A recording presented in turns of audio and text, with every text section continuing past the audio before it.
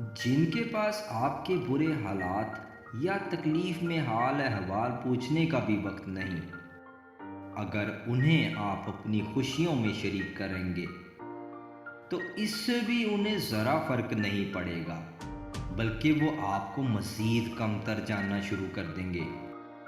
پیارے نبی صلی اللہ علیہ وسلم ہر ایک سے اچھائی کرتے تھے۔ اتنا عمدہ اخلاق اور بہترین تہذیب کے مالک ہونے کے باوجود آپ صلی اللہ علیہ وسلم بہت سے معاملات میں اپنے اور لوگوں کے حال احوال اور رہن سہن کے مطابق ان سے رابطہ کیا کرتے تھے۔